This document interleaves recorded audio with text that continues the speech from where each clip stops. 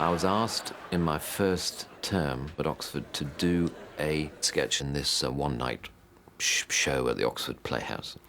And I'd never written anything, and I'm not really naturally a writer. So I just had to invent a sort of, 5 minutes of something at 48 hours' notice. I just stood in front of the mirror and started to mess about with my face, basically. And this strange, surreal, non-speaking character evolved.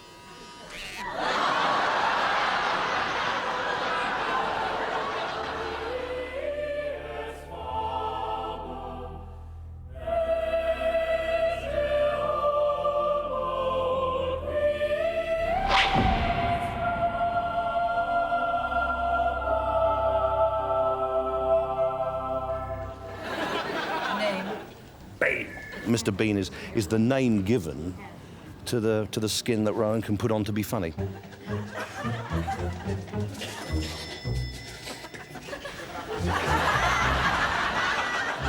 You've got a character who is quite intelligent and subversive, but you've also got a character who looks odd and behaves in an odd way and has odd solutions to problems.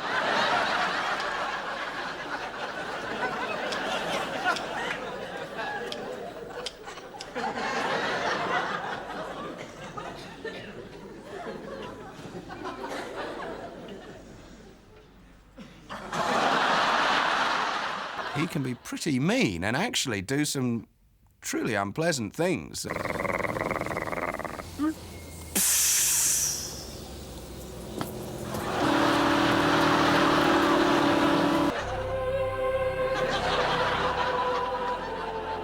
story of Bean is inextricably linked with the story of Rowan Atkinson.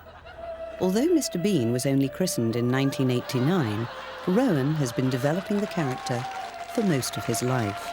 Whenever we try to think of Mr. Bean and how he will react or would react in certain situations that we're thinking of putting him in, I always imagine him as a 9-year-old boy. That's how I always see him. They're sort of anarchists at heart, really, and I think that's what Mr. Bean is. He's an anarchist. He'll obey the rules as long as they suit him.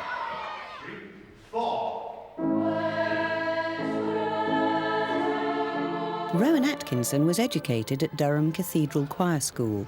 He is still remembered by his old headmaster, Canon Grove. I had a member of staff named Cyril Watson who produced plays, and one year he chose St. Joan. And it was obviously a spark of genius on his part to see that Rowan was the perfect person for the Dauphin. It was quite camp. I seem to remember the first and possibly last time I've ever played someone truly camp. Shaw's own description was that the Dauphin was a pathetic little creature, yet irrepressible, with a cheeky sense of humour, and always liable to get his own way in the end. And that could be a sort of scenario for Mr. Bean.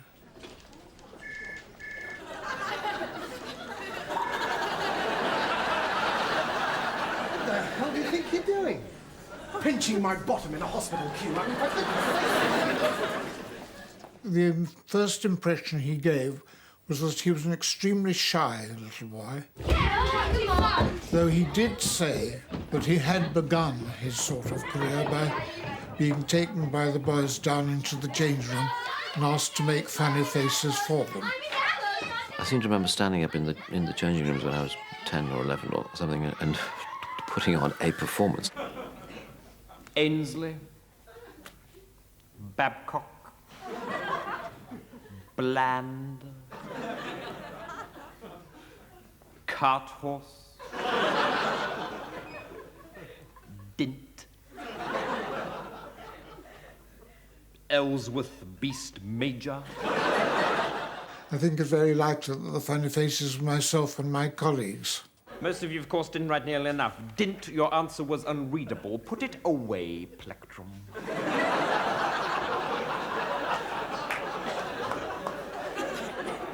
If I see it once more this period, Plectrum, I shall have to tweak you. Don't sulk, boy, for God's sake. Has Matron seen those boils?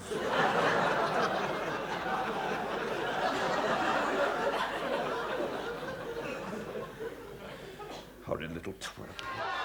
I seem to remember making people laugh, but of course that was pre-adolescence. And I think once adolescence set in that I never really performed off stage or off screen ever again. It was only before the self-consciousness set in. I think I was quite sort of self-contained. Not, I hope, a loner, but sort of not really requiring the constant company of my friends in order to enjoy myself. Oh.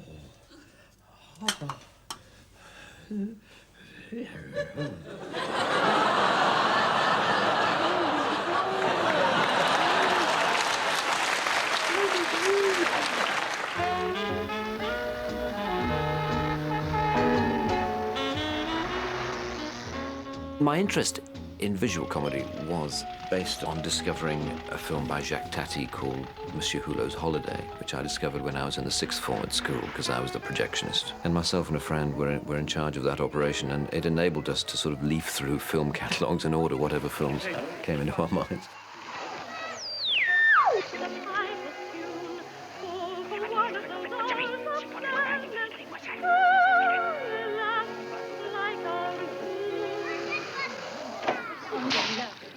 It just struck a chord with me. I so admired it. It was a kind of an uncompromising comic attitude and setting that I really admired.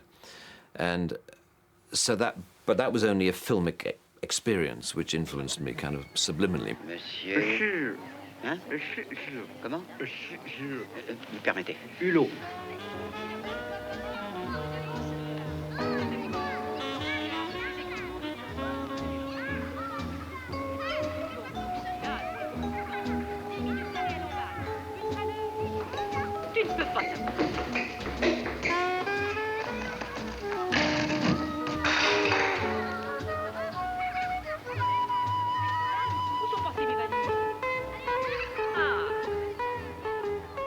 It was something that I forgot about, really, for the 3 years I was at Newcastle University, from where I went to Oxford University. And it was there, really, that it sort of returned. My background and my natural inclinations were fairly northern. And suddenly I was in this very sort of cultured, more sort of southern environment.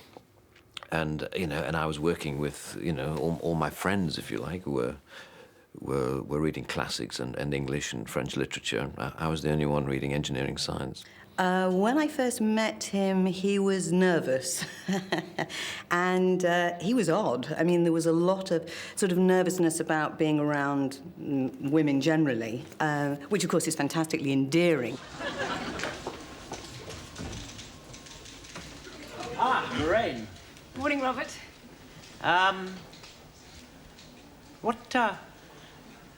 What do you do at nights? I beg your pardon? Do you eat at night? Or what? Well, as a rule, yes. Aha! Yes. Yes. Well, yes, well, I do, actually. I quite often go to a pub on my way home. But tonight I thought I'd really splash out on something a lot better. Go somewhere really nice.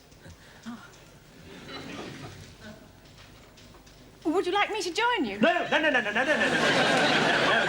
don't trouble yourself. No, it'll be, yes? Yes, would that be okay? In his very first term at Oxford, Rowan had a fortuitous meeting with a student comedy writer. I saw this little advert in the university newspaper saying we're thinking of getting a comedy review together, meetings at University College at a certain time. So I thought I'd beetle along because I felt as though I had an interest. And Richard was there. Yes, Rowan and I met at a tiny scriptwriters conference in a Don's room. In the summer of 1976. And I remember he was very bright, very talkative, which I wasn't. Because he was very quiet. He didn't say anything for the entire 2-hour meeting. But he kind of made up for whatever contribution I was lacking from me. And then finally one day, we were asked whether we had anything we wanted to put into the review that we were going to do. And Rose stood up in the room and performed these 2 sketches that he'd worked out, which were replete with such flagrant genius. Unfortunately, it was the first time we heard him speak. They were completely wonderful. The Oxford Playhouse provided a showcase where Rowan performed much of his early material, with Richard as the straight man. At the centre of the Elizabethan world sits the king. Upon the character of the king depends the plot, and so there are many different kinds of king. The benign king. The benign king with a physical defect.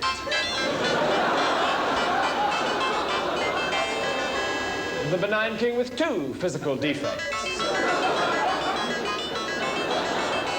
The mad king. Somebody who saw one of these early shows was BBC producer John Lloyd. It was not like any review that I had ever seen, partly because of Richard Curtis's genius. The lateral jumps it made in terms of subject matter. It would always just start, you know, and often very surreal and rather European, like a sort of strange. He used to describe them as Czechoslovakian cartoons, where this little man would come on and be chased around the stage by a spotlight with the music of a clarinet playing. It didn't obey any of the rules of student sketch writing. It didn't appear to be like anything else. It wasn't like what we were all doing at the time as Monty Python sketches.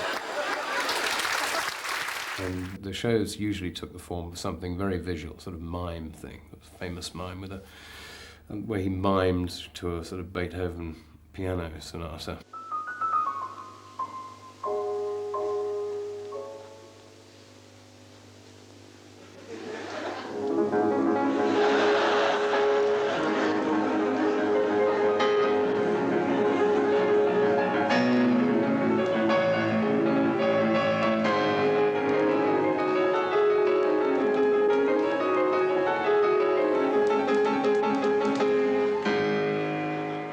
Another of Rowan's long-term collaborators is composer Howard Goodall.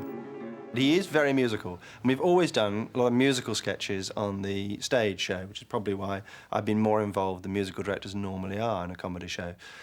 He did one where he was a concert pianist playing Beethoven. He did one as a conductor. He did a AC/DC guitar mime, and he did a thing called drumming, which we worked on together.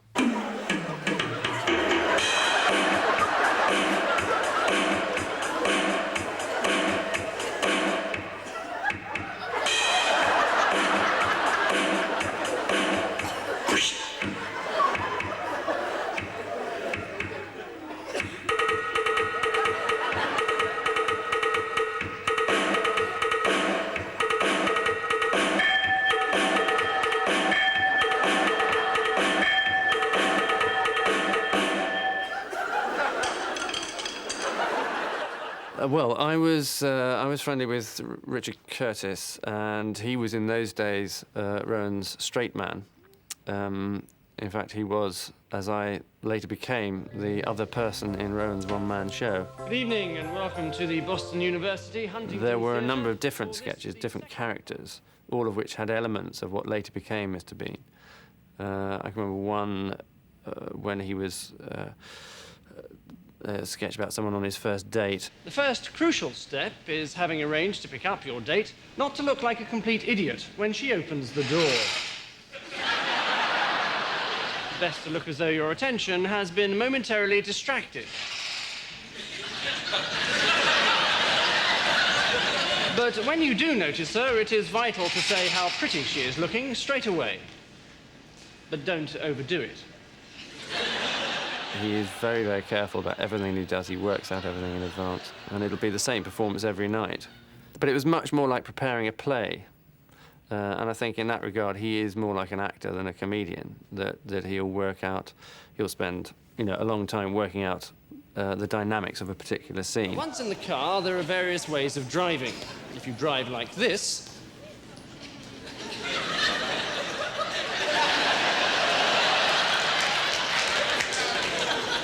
you might lose her respect. If you drive like this... And there was a TV show called Canned Laughter, which he did very shortly after leaving Oxford. And there, if you look at the character, you can see how it's gradually forming. Hi, Lorraine. He ties you up a lot. Oh, my God, look at the time. Help! Help! Help! Why do you think he does that, Joe?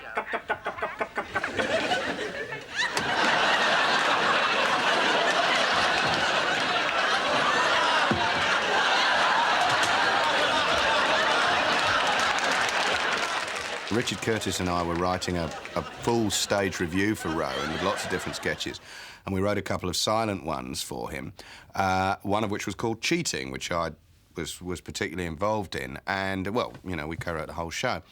And that later became a Mr. Bean sketch. It didn't change, really, at all. It's just that we didn't actually call it Mr. Bean at the time. I think what he did is to take elements of those different characters and package them together. And that's, I think, probably how Mr. Bean was born.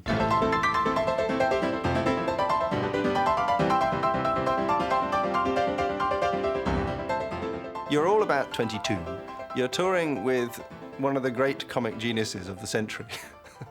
And you're still 22, and you're 3 friends.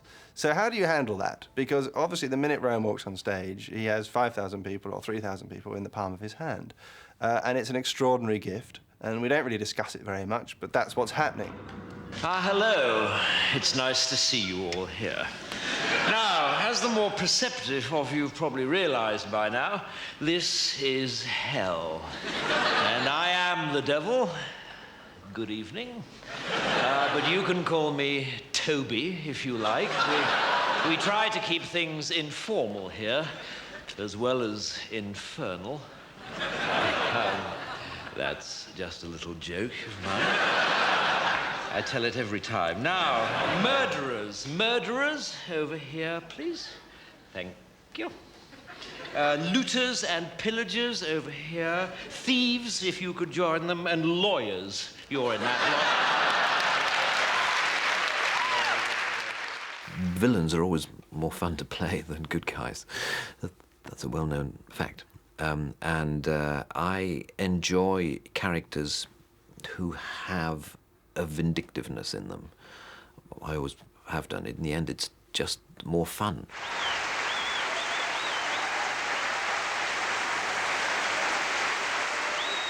I think the rest of us found it quite difficult to adjust to the fact that he was becoming very famous very quickly, and we were still who we were.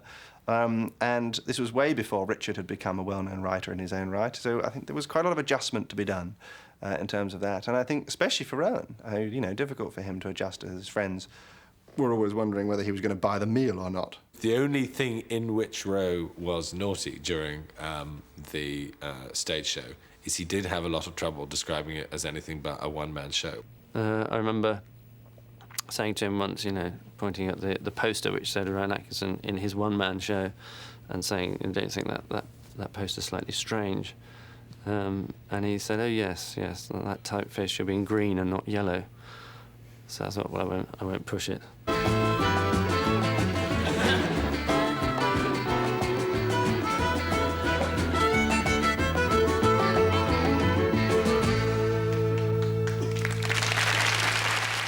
John Lloyd asked if I wanted to join this team of people he was getting together to do a new topical, satirical comedy sketch show. The BBC, who in those days were much more paternal than they are now, said to Rowan, it would be much better if you had some other people in the show, because then if you're good, you'll shine, and if you're not good, they'll support you, and it'll mean you don't have to do a quarter of the work. So I was at this crossroads, really, and I had to choose between doing a show on my own or doing a show with 3 others.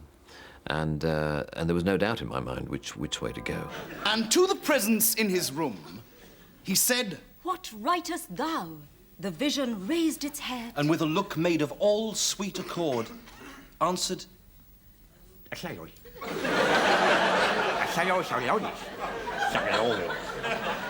was only rarely in Not the 9 O'Clock News that, you know, that my special interest in visual comedy was ever allowed to burst through. The rest of you will watch a mime called, and if there's any sniggering, there'll be trouble, Alternative Car Park.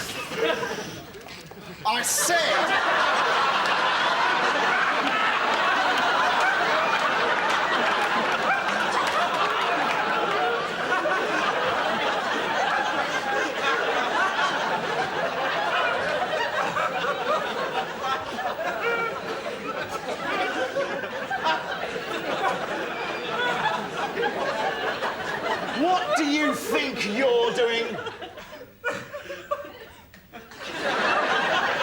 What?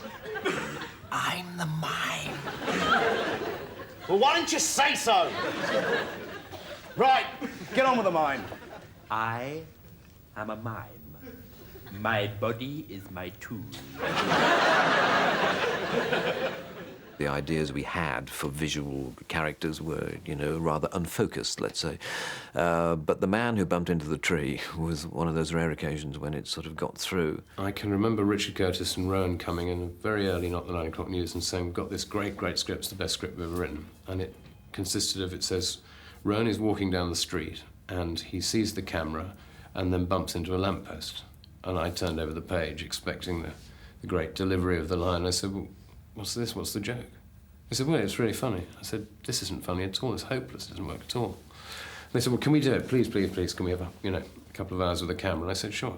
They went off and shot it with the director. It came back, and it was absolutely brilliant.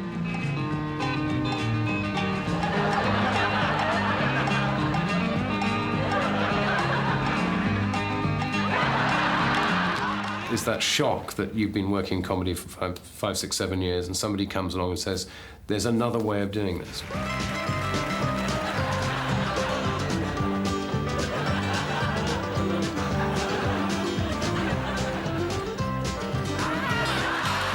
He has not had to compromise. He's done pretty much exactly what he wants to. The compromises he's made have generally been so as not to upset his mother, you know, not to say too many rude words because she might not like it. I seek information about a wise woman. The wise woman. The wise woman. Yes, the wise woman. It started off as being something completely different about bicycle thieves in North London. And over time it developed into a medieval sitcom. So how it went down that road, I don't know. 2 things, my lord, must ye know of the wise woman. Yes? First, she is a woman. And second, she is... wise? You do know her, then? No, just a wild stab in the dark, which is incidentally what you'll be getting if you don't start being a bit more helpful. I delighted in Blackadder in those very long, ornate things, you know, Baldric, that's the most disgusting thing I've seen. Since Cardinal Wolsey got his knob out at Hampton Court and stood at the end of the passage pretending to be a door. Oh, shut up, Balders. You'd laugh at a Shakespeare comedy. The Blackadders were very complicated by the end, it has to be said, because there were, you know, 6 or 7 people working in a room, all of whom were capable on their own of developing entire projects, attempting to squeeze all their creative energy into a 2-dimensional situation comedy. Row, row, row your punt gently down the stream. Belts off, trousers down, isn't life a scream?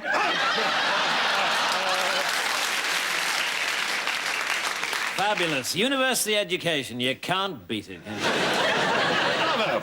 Now, what have we here? Name? Baldric, sir. Oh, tally-ho, yibbity-dap and zing-zang spillit. Looking forward to bullying off for the final chucker? Answer the General, Baldric. I can't answer him, sir. I don't know what he's talking about. Are you looking forward to the big push?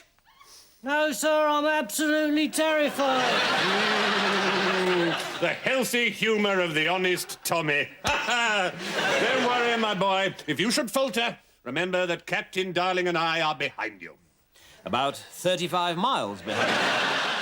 There are two Rowan characters, principally. There's the absolute bastard, who's the schoolmaster character, or Blackadder. And there's the funny, wibbly little man.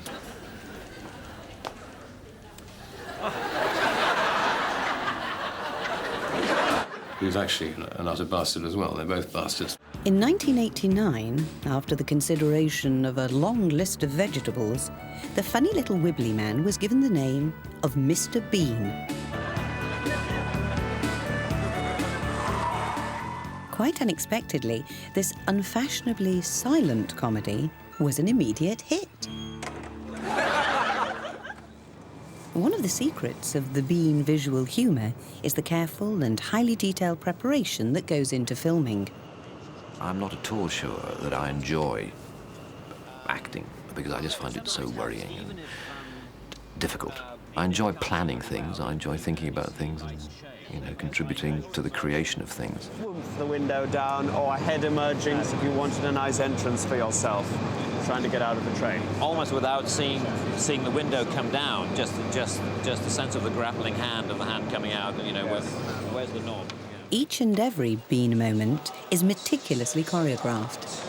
I don't know. I suppose I'd seen that he arrives in this shot already sort of faltering, you know what I mean? Though we just get the sense, or at least not necessarily that he's acknowledged his loss of ticket in the opening shot, but he could be looking for it. And I'm still fairly confident. Yeah. And then when we pick him up profile, that he's sort of starting to falter, and there's a little bit more of the oh bloody hell, I haven't got anything. If this angle works best, that's lovely, the change of direction, if you see what I mean. I'm always aware that of any 10 suggestions I might come up with, 3 or 4 or 5, maybe along the same lines that he's thinking. But I'm always unnerved by the fact that on almost all the other occasions, he's so far ahead that I then have to choose between, you know, open-mouthed admiration or a very quick recovery, where I say, yes, I felt something similar would probably do very well, and then scuttle off and try and get to the cameraman before he does.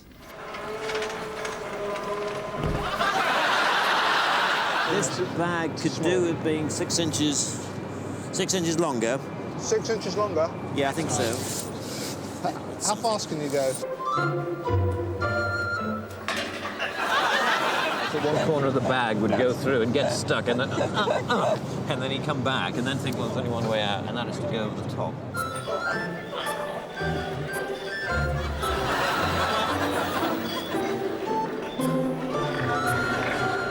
The co-writer, Robin Driscoll, collaborates with Rowan on the improvisation of Bean. Might be nice tea bag, you know, if you do a bit of a caterpillar and you get up and you think, well, freedom's inside.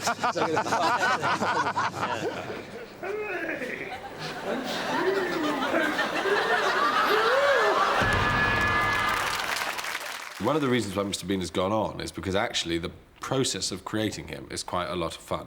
You think of a basic situation, just as you're walking around, you're in a barber shop, and you think, yes, this is a place where people don't talk to each other.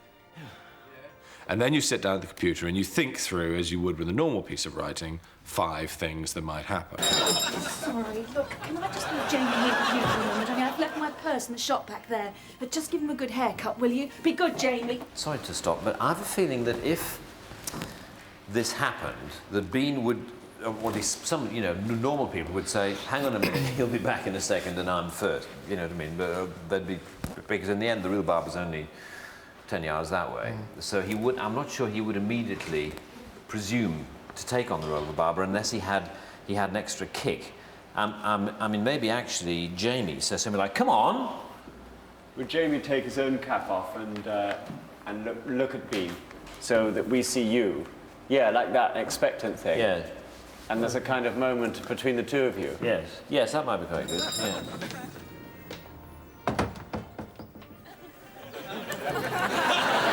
Yeah. Yes, that's quite. Yes, that's quite good. Yes, exactly. Good. Yeah, that might be all I need.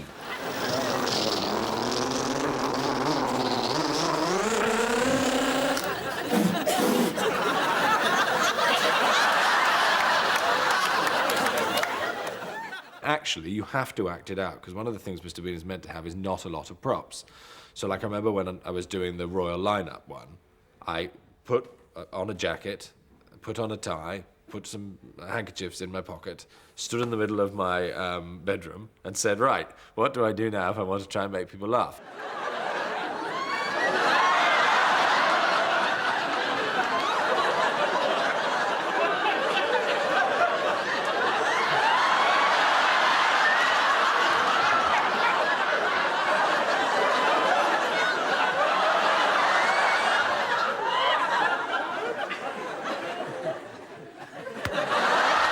Good evening. Call it Bean-O-Mania. Madame Ten, here is Mr.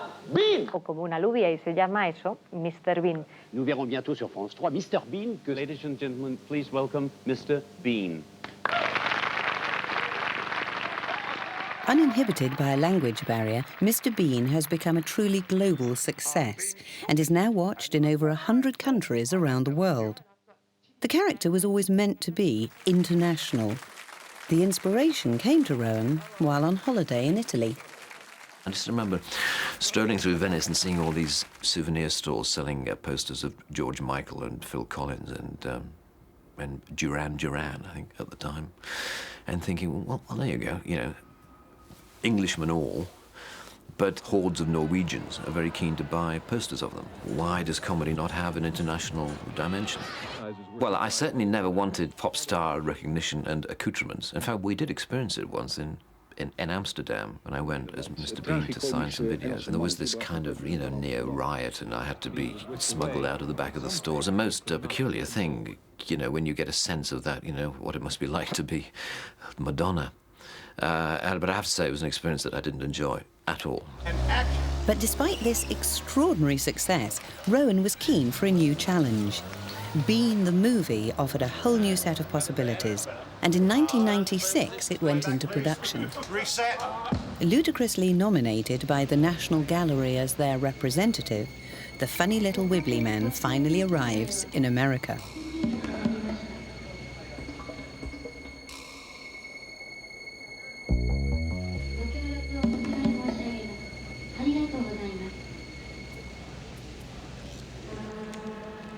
He gets a bit of a warm reception at Los Angeles airport and immediately gets on the wrong side of the police.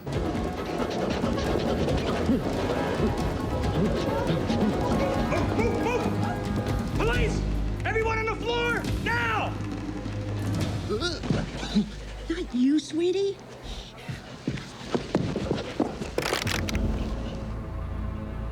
The structure and narrative of a film, if you're aiming to make it any kind of success, has got to be so different to that of a half-hour television program. It is a huge leap to make.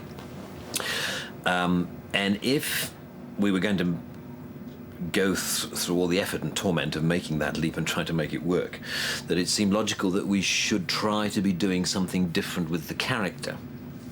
Which goes back again to this idea of trying to explore more facets of the character than we had been able to do on television. Just because it's a film, we mustn't allow ourselves not to put in straight, funny visual sequences. And so we've had about 8 days of rehearsal where we go into a rehearsal room and the three of us just fool around with basic ideas. Mr. Bean on the plane, Mr. Bean with a pair of wet trousers, Mr. Bean in bed, you know, and stuff like that. And a lot of the funniest things, indeed, in the final movie, well, I suspect, come from those genuinely amusing occasions, rather than sitting alone in one's room typing speeches for people. Well done, Hugo. That's fantastic. Lean away from him.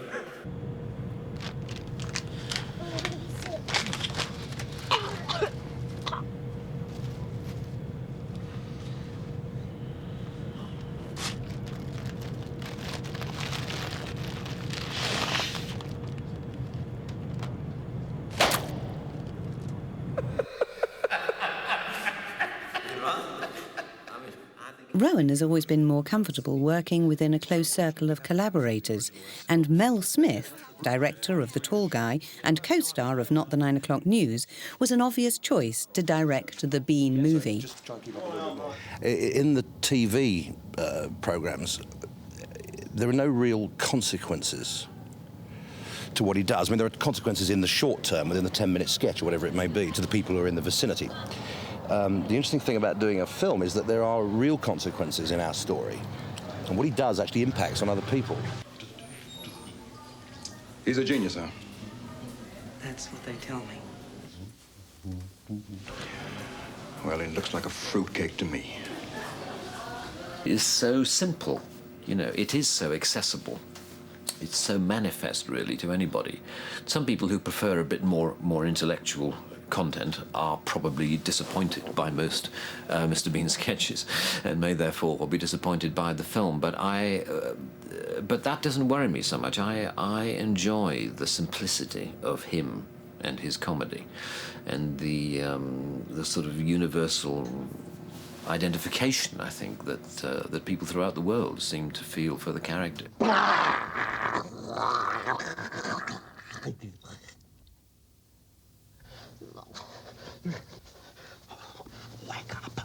Wake up. I don't know what to say about Bean. He's clearly a Force 10 disaster area, but God, help me. I like him.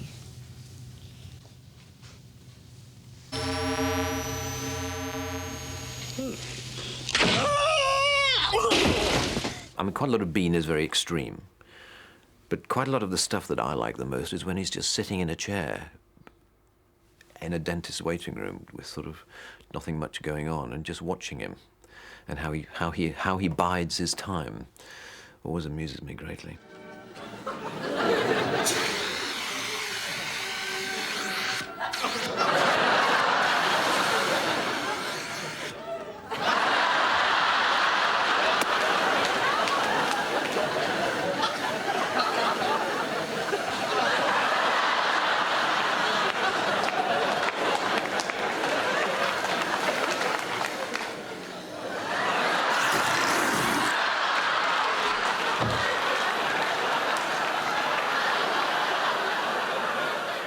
I think Mr. Bean is Rowan Atkinson.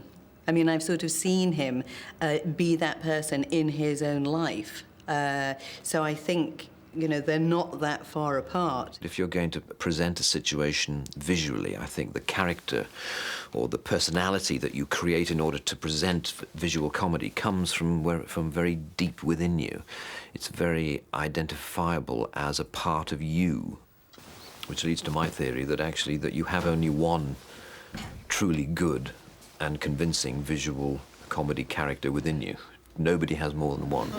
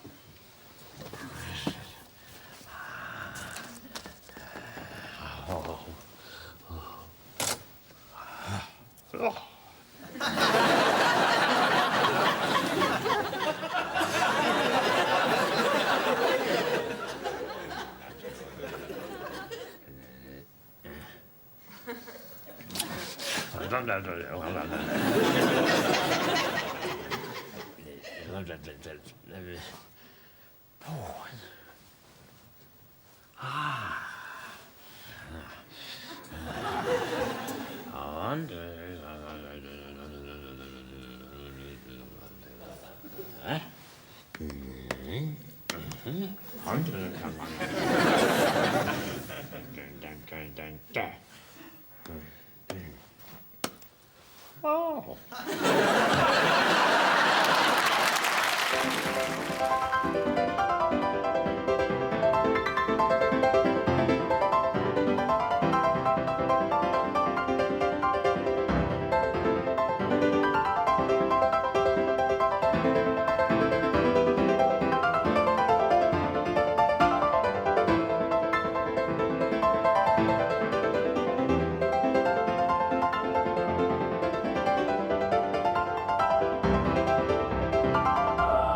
I sometimes speculate about where I'd be now if I hadn't, you know, decided to take that plunge and write to those agents and take it seriously, and whether I'd be, you know, in some small research laboratory near Swindon doing amateur dramatics every 3 months.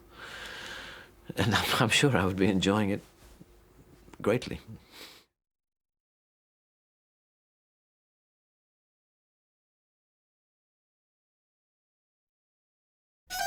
Coming to home video.